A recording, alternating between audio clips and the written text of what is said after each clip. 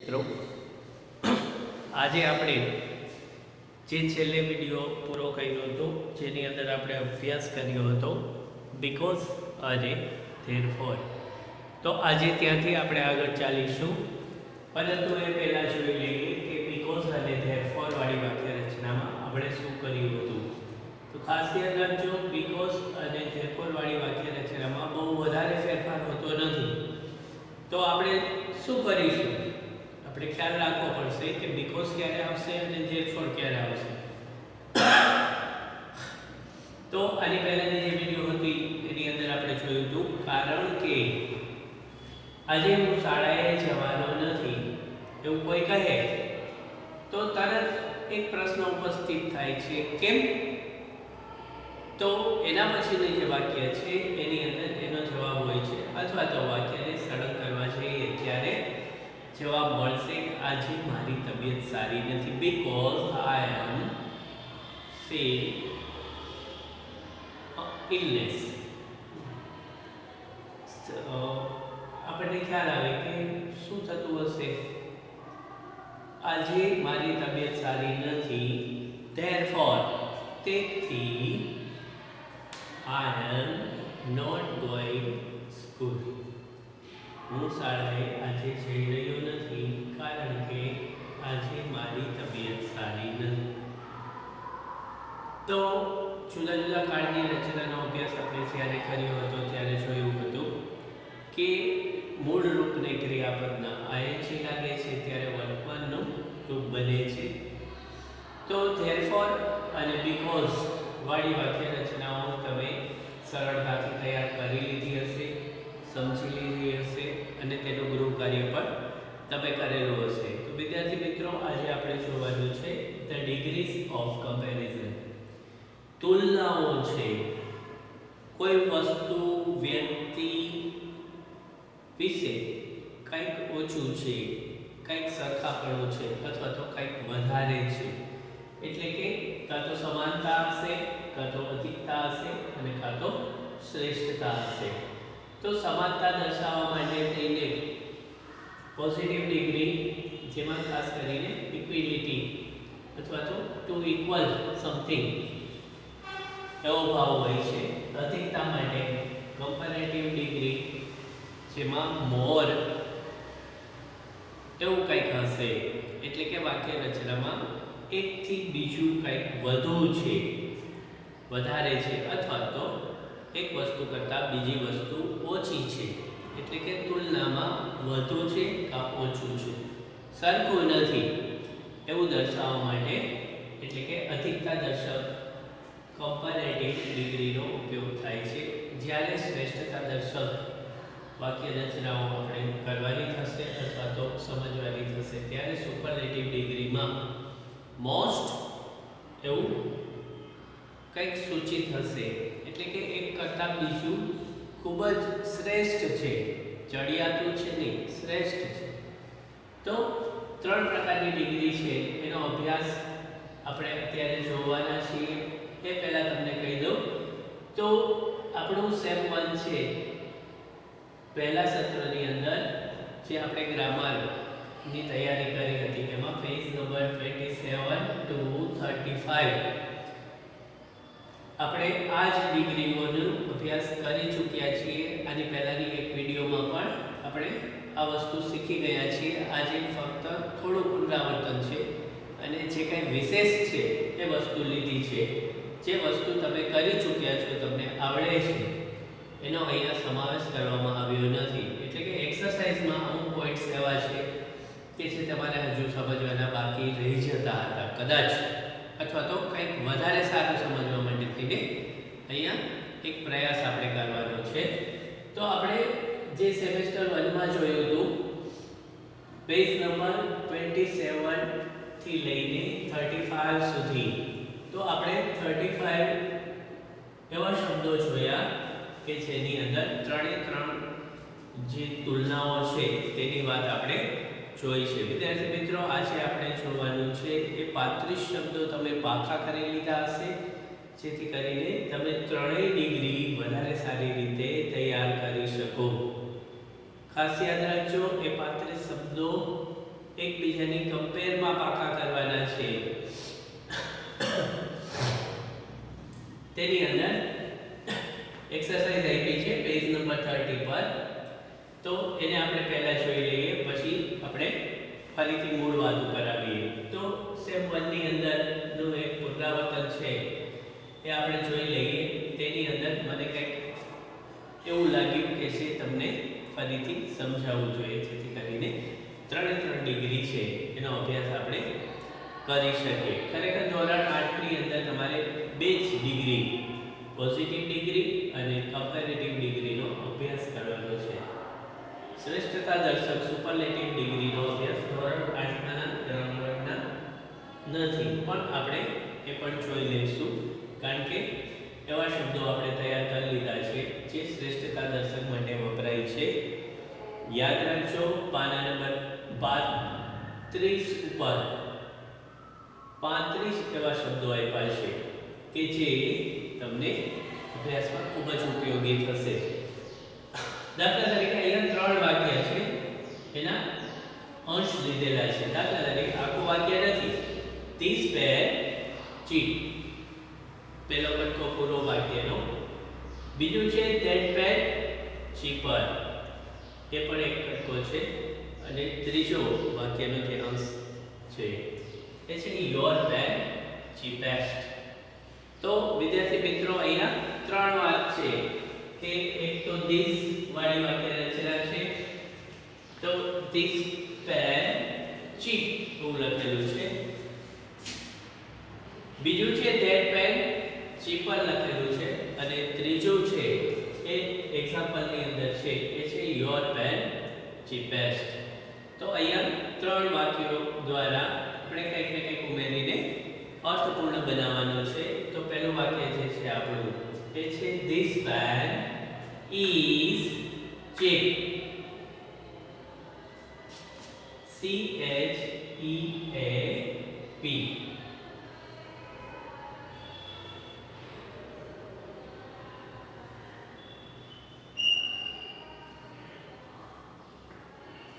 ત્યાર પછી છે that pen is, બીજું છે that pen, પછી આપણે is ઉમેર્યું છે cheaper, ખાલી જગ્યા, અથવા તો આપણે જે નવી વાત ઉમેરી છે, જે નવો શબ્દ છે then this pen, કઈ પેન માટે? આ પેન માટે. તો અહીંયાથી આપણે આ જે વાક્ય લીધું છે cheaper than, પછી આ this pen અહીંયા સુધી, એટલે કે જે બીજું વાક્ય બનાવ્યું છે એ that pen તો છે જ, આપણે ઉમેર્યું શું? is cheaper પછી then, કારણ કે er then વાળી વાક્ય રચના અધિકતા દર્શક માટે આપણે વાપરીએ છીએ, એટલે કે cheap ઉપરથી cheaper than. અને ત્રીજી જે વાક્ય રચના આપણે તૈયાર કરીશું એ છે your pen is, your pen પછી is the. અહીંયા આર્ટિકલ the લેવાનો છે, કારણ કે વાક્ય રચનાની અંદર સુપરલેટિવ ડિગ્રીનો આપણે પ્રયોગ કરવાના છીએ. your pen is the cheapest of all. બધી જ પેન જે આપણી પાસે છે, એટલે કે હિન્દીમાં આપણે લેખની કહીએ છીએ, સંસ્કૃતમાં પણ, હિન્દીમાં પણ કહીએ છીએ. તો એના માટે થઈને your pen is the cheapest of all. તમારી પેન છે એ બધા કરતા કેવી છે? યાદ રાખવાનું, આ બધા શબ્દો છે એ આપણે તૈયાર કરવાના છે. એ 35 શબ્દો છે હતા, એ હું વારંવાર તમને કહીશ નહીં. જેટલા શબ્દો તમે તૈયાર કર્યા છે એનું પુનરાવર્તન કરવાનું, અને જ્યાં જ્યાં હું શબ્દ તમને નથી કહેતો ત્યાં ત્યાં તમારે એ શબ્દોનો પ્રયોગ કરવાનો, જેથી કરીને તમે વધારે સારું તૈયાર કરી શકો. તો અહીંયા ચીપ ઉપરથી 3 વાક્યો લીધા હતા. એક હતું ચીપ, બીજું cheaper than, અને ત્રીજું હતું cheapest. તો 3 ડિગ્રી કરી શકીએ છીએ। હવે વિદ્યાર્થી મિત્રો આપણે જોઈએ 2 ડિગ્રી જે તમારે શીખવાની છે એ છે પોઝિટિવ ડિગ્રી અને કમ્પેરેટિવ ડિગ્રી। તો અહીંયા તુલના તો છે જ, આપણે જુદી જુદી 2 તુલનાઓ નો અભ્યાસ આજે કરવાનો છે। અહીંયા પેજ નંબર 25 ઉપર સેમેસ્ટર 2 ની જે ગ્રામર છે તેમાં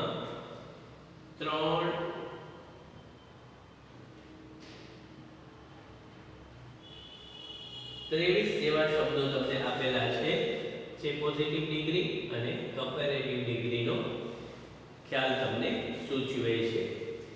તો એવા શબ્દો છે એ આપણે જોઈ લઈએ। as slow as, તો અહીંયા સરખામણી છે એ સ્લો ફાસ્ટ એટલે કે ધીમું અથવા તો ઝડપી જ્યારે આપણે લેવાનું છે ત્યારે જો તુલના સમાનતામાં નહીં હોય, અધિકતામાં હશે તો સ્લો અને ફાસ્ટ બેમાંથી એક નો પ્રયોગ આપણે કરી શકીએ છીએ। as old as new as young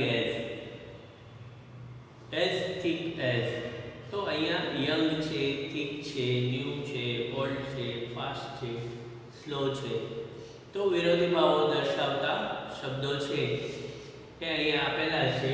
આની પહેલા પણ આપણે એ શબ્દો શીખી ગયા છીએ। એ શબ્દો પુનરાવર્તિત છે અને અમુક શબ્દો વધારાના છે, મેં તમને કહ્યું તેમ।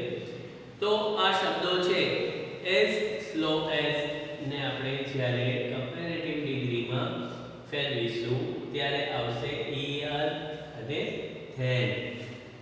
તો સ્લો તો slower than, er પછી then લાગે છે એટલે કે અધિકતા દર્શક જ્યારે ડિગ્રીનો આપણે ઉપયોગ કરીએ છીએ ત્યારે er અને then એવા પ્રકારની વાક્ય રચના અહીંયા આપણને મળે છે। તો અન્ય શબ્દો છે, દાખલા તરીકે as fast as fit as cold as clean as, તો as વાળા જે શબ્દો છે એને આપણે er then લગાડીને અથવા તો એ શબ્દો છે એનું ફરીથી આપણે કમ્પેરેટિવ ને પોઝિટિવમાં ફેરવવાના થાય તો શું કરવું, તો આપણે એની પ્રેક્ટિસ થઈ જાય। દાખલા તરીકે તમને એક્સરસાઇઝમાં પણ આપેલું છે તે આપણે એના પછી જોઈશું, પણ પહેલા જોઈ લઈએ કે શું ફેરફાર થાય છે। દાખલા તરીકે is અને are પછી er then લાગે છે, એ લાગે છે is અથવા તો are લાગ્યા પછી સામાન્ય રીતે વાક્યમાં આવે છે। દાખલા તરીકે to make sentence in the positive degree, દાખલા તરીકે રામ, શોર્ટ, શ્યામ। આપણી પાસે 3 શબ્દો છે, 2 નામ અને 1 શબ્દ। અહીંયા 2 નામ વચ્ચેની, 2 વ્યક્તિ વચ્ચેની તુલના છે, એ છે રામ અને શ્યામની। તો રામ પછી શોર્ટ અને શ્યામ। Ram is as short as શ્યામ। તો અહીંયા as વાળી વાક્ય રચના આપણને જોવા મળે છે, એટલે કે આપણે જે વાક્ય રચના કરીશું તેમાં as વાળી વાક્ય રચના નો સમાવેશ થશે, એટલે કે પોઝિટિવ ડિગ્રીમાં as વાળી વાક્ય રચના આપણે શીખી ગયા છીએ તેનું પુનરાવર્તન હતું। હવે વિદ્યાર્થી મિત્રો જોઈએ આપણે કે એક્સરસાઇઝની અંદર આપણને શું શું આ વખતે કરવામાં કહેવામાં આવ્યું છે કરવાનું। તો એક તો એ છે કે તમને આપેલા જે શબ્દો છે અથવા તો જે નામ છે એ મુજબ as વાળી વાક્ય રચના બનાવવાની છે, પણ ખાસ ધ્યાન રાખજો ફેરફારમાં એટલું જ થશે કે is અથવા are છે એ આપણે વાક્ય રચના મુજબ મૂકવાનું છે। દર વખતે આપણે as મૂકી દઈએ, પણ is કે are જે આવતું હોય વાક્ય સંબંધિત એ સર્વનામો જો ન મૂકીએ તો ઘણીવાર આપણી અહીંયા ભૂલ થવાની શક્યતા રહે છે. દાખલા તરીકે માય હાઉસ ખાલી જગ્યા is as big as your house. એવું બનશે નહીં બને. શા માટે? તો કે અહીંયા એક વસ્તુ ધ્યાનમાં રાખવાની કે મારું ઘર એ તમારા ઘર જેવડું જ છે એવું કહેવું હોય ત્યારે એસ વાળી વાક્ય રચનાનો ઉપયોગ થશે. પણ જો આપણે my house is as big as your house, તો અહીંયા જે તુલના કરવામાં આવી છે એ છે સમાનતાની તુલના. તો અહીંયા ઇઝ છે એનો ઉપયોગ આપણે કરવાનો છે. બીજું છે use the given words to make sentence in the comparative degree. આપેલા શબ્દોનો ઉપયોગ કરીને અધિકતા દર્શક વાક્યો બનાવવું. તો ત્યાં ખાસ કરીને એક કરતાં બીજી વસ્તુ વધારે હશે, મોર જેવો સૂચિત ભાવ હશે, એટલે કે કાંઈક વધુ છે એવું દર્શાવવા માટે થઈને. દાખલા તરીકે એક્ઝામ્પલ જોઈએ તો the mango tree space tall space the banana tree. તો અહીંયા બે વૃક્ષો છે એની તુલના છે એ આપણે જોવાની છે, પરંતુ કમ્પેરેટિવ ડિગ્રીમાં જોવાનું છે. ત્યારે એક છે એ બીજા કરતાં ચડિયાતું છે એવું દર્શાવવું પડે. માટે આપણે એના માટે જોઈએ તો the mango tree is tall છે, ટોલનું ટોલર ધેન ધેન, ટોલનું શું થઈ જાય અધિકતા દર્શક માટે ધેન, ટોલનું taller than the mango tree is taller than the banana tree. અહીંયા ડેફિનેટ આર્ટિકલ ધનો ઉપયોગ થાય છે કારણ કે અહીંયા સ્પષ્ટ ખ્યાલ છે કે એક કરતાં બીજી વસ્તુ ચડિયાતી છે અથવા તો બીજી વસ્તુ છે એ પહેલા કરતાં ચડિયાતી નથી. એટલે કે એક હલકું છે બીજું ભારે છે, એક ઊંચું છે બીજું નીચું છે. તો અધિકતા માટે થઈને આપણે જ્યારે વાક્ય રચના કરીએ છીએ ત્યારે ધેન પછી સામાન્ય રીતે ડેફિનેટ આર્ટિકલ નો ઉપયોગ થાય છે. તો આપણે જોયું કે અધિકતા દર્શક વાક્યો બનાવવા માટે થઈને ખાસ કરીને મોર એવો થી વધુ એવો ભાવ સૂચિત થતું વાક્ય બનાવવું પડે. હવે ત્રીજું છે એ જુઓ, write the sentence using as અથવા તો અથવા તો શું કરવાનું છે તેમાં Mehul is tall, Ravi is equally tall. તો અહીંયા રવિ અને મેહુલ છે એ બંને ઊંચા તો છે પરંતુ બંનેની ઊંચાઈ સરખી છે તેવું બતાવવા માટે થઈને અહીંયા જે શબ્દ આવ્યો છે એ ઇક્વલી ટોલ શબ્દ છે. તો Mehul is as tall as Ravi, એટલે કે મેહુલ રવિ જેટલો જ ઊંચો છે અથવા તો રવિ અને મેહુલ ઊંચાઈમાં સરખા છે. Sumil is strong, Hers is so strong. Is not અથવા તો so, not so, so અને not so. જ્યારે તુલના આપણે કરીએ છીએ ત્યારે ઘણી વખત તુલનામાં નકારનો ભાવ પણ હોય છે.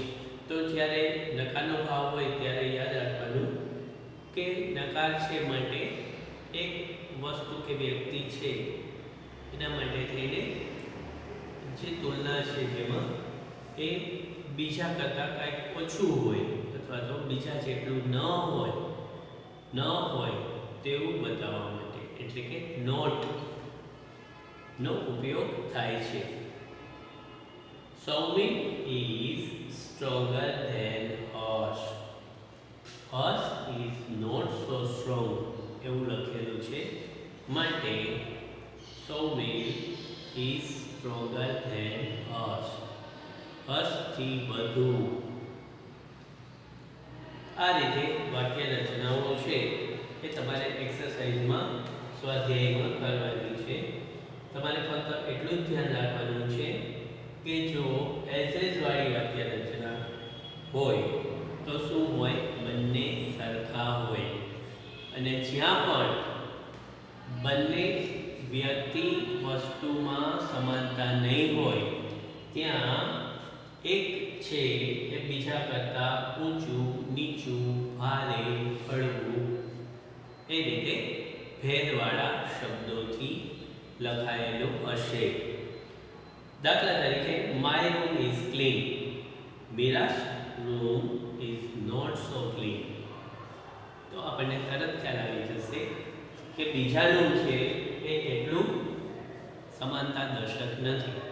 કે મારો રૂમ છે એ ખૂબ જ સ્વચ્છ છે પણ બીજા વ્યક્તિનો રૂમ મારા જેટલો સ્વચ્છ નથી, એટલે કે તેના કરતાં મારી વસ્તુ વધારે શ્રેષ્ઠ છે.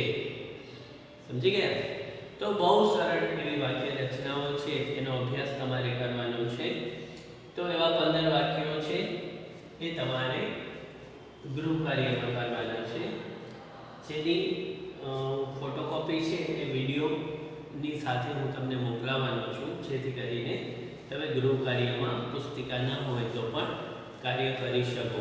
વિદ્યાર્થી મિત્રો, યાદ રાખજો, આપણે રોજનું લેસન જે છે 10 શબ્દો અને 10 ક્રિયાપદો એ રોજ પાકા કરવાના છે. સામાન્ય શબ્દો, રંગ હોય, પશુ પક્ષી હોય, પ્રાણી હોય, પ્રાણીની અંદર પણ જંગલી પ્રાણી હોય, પાલતુ પ્રાણીઓ હોય, વનસ્પતિના નામો છે, વાર, મહિનાના નામો, એ બધા તમે 5મા 6ઠા ધોરણમાં પણ શીખી ગયા છો.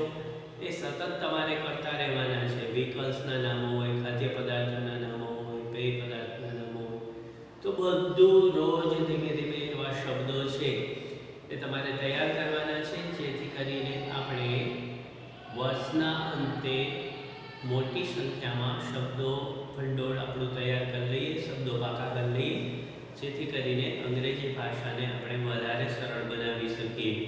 ખૂબ જ મહત્વનું કાર્ય છે તમારા ઉપર જે છે એ છે શબ્દો તૈયાર કરવા.